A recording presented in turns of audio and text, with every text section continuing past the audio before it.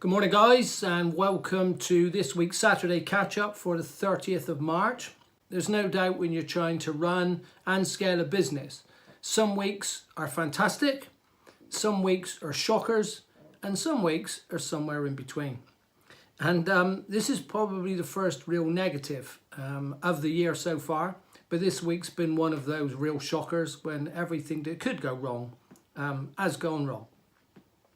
So it started off, first lesson on Monday morning, our automatic instructor had a rear end shunt and that disabled the vehicle. And then for the rest of the week, we've been continually filling in forms and dealing with insurance companies as we arrange for the car to go back for repair and also, of course, to get a replacement. And all that has happened now, and we didn't actually lose too much work out of it, but nevertheless we can do without. Very time consuming, and we can do without that.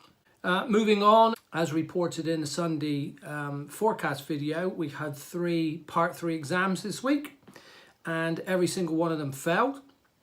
Now they were all first attempt, to be fair, and they did miss out by just 1 or 2 points. However, the end result is they still all failed. And although it will be extremely good experience for the trainees concerned, it sort of puts our development on hold for at least another month. And I understand we've got them all rebooked in now for the end of April. So not too much of a delay, but nevertheless, passes would have been better. So, it's onwards. We just have to pick the pieces up from that and move on. It's now been a couple of weeks since we run the competition on Facebook with ManyChat, and it's sort of been okay, but it didn't produce the amount of leads that I expected it to in return for the prize that we were giving away. Okay, so here's just a quick picture of the young lady who was the prize winner for that competition. And of course we can use the photo for some promotional activity on our Facebook page. So it's unlikely that we'll run another one of those. However, the positive that has come out from this is that using the ManyChat automated system has actually worked extremely well for us. And when we do get inquiries come through now, the automated filtering process is actually working like gangbusters. That is really, really doing well. So we're now, in the coming week, we're going to be looking at ways that we can add new posts to create some interactivity, because of course that's how it all starts off. So there are some positives to come from that, and that's something that we're going to be testing. In fact, we started to test one on Friday. Yesterday, but we'll see how that one works, and I'll report back on that at the end of next week. We've been receiving, we received back another scorecard, instructor scorecard. If you've been following this, the first one was 100%, which, although that's gratifying, and of course that's where we want to be, sometimes having negative feedback can be actually of more use. And the one we had back had some negativity, not a huge amount, and I'll share that one with you right now. So here's the image of the scorecard that we received back from a young lady called Geeta Thapa. And although I think 5 or 6 of the categories scored maximum, there were 1, 2, 3 areas that didn't. And of course, these are the ones that we're interested in. So the first one, does your instructor make it very clear how you will work together to achieve those objectives? Stated it earlier in the form. And she's marked that down 8 out of 10. Now, we do need to bear in mind here, the young lady is not an English national, and there could well be some communication or language barrier here that's making this unclear. Before we go making too many judgments.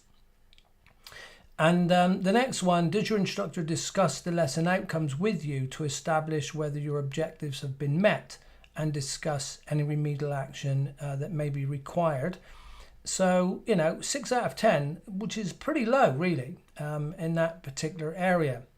So of course, this feedback will go to the instructor.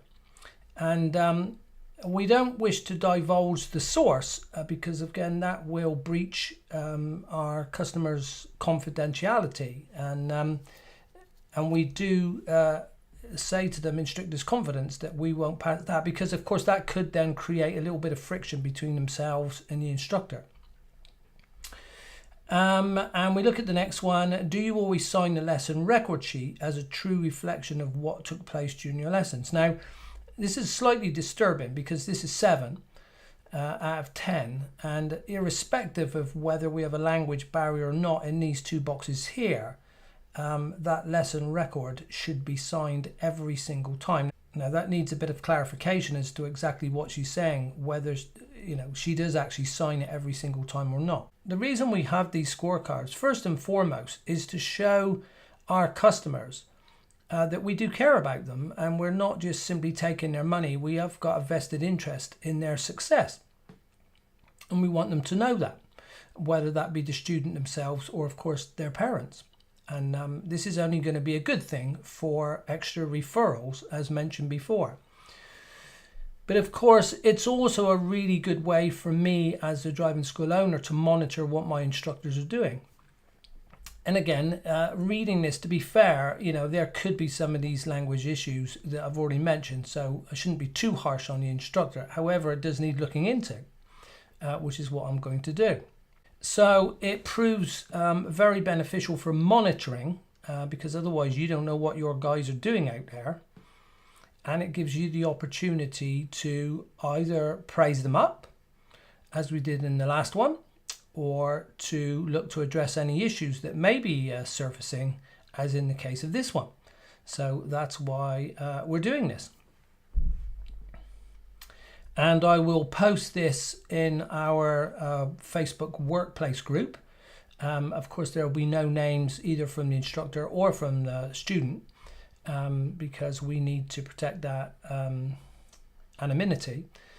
But it will be good for everyone to see that, to know again what's going on, and the fact that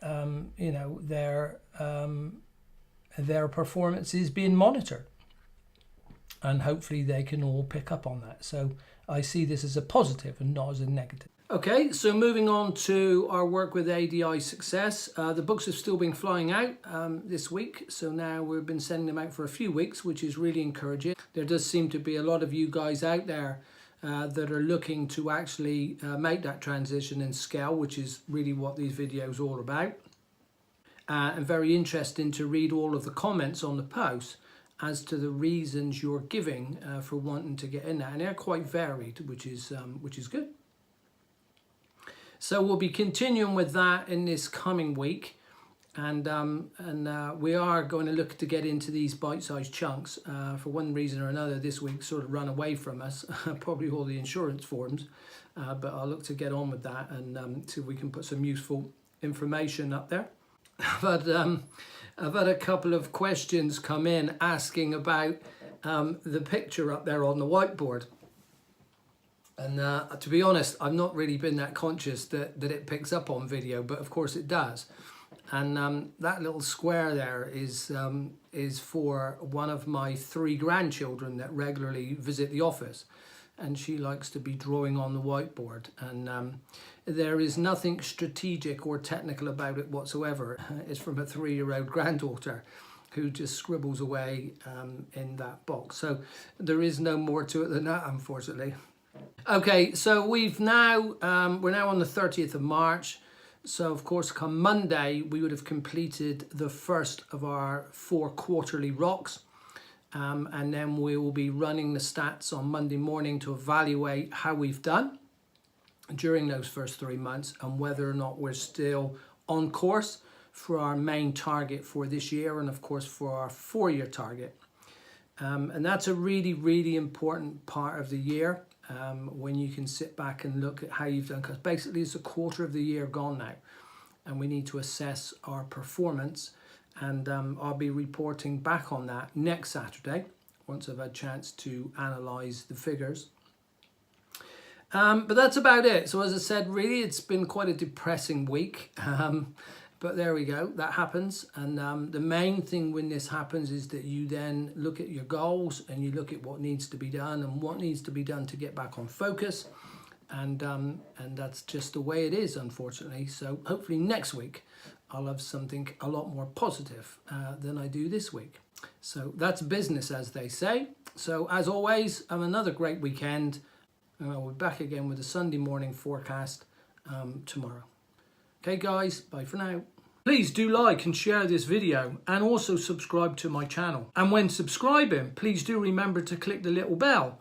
That way you'll get a notification every time I put up a new video. Thank you for watching.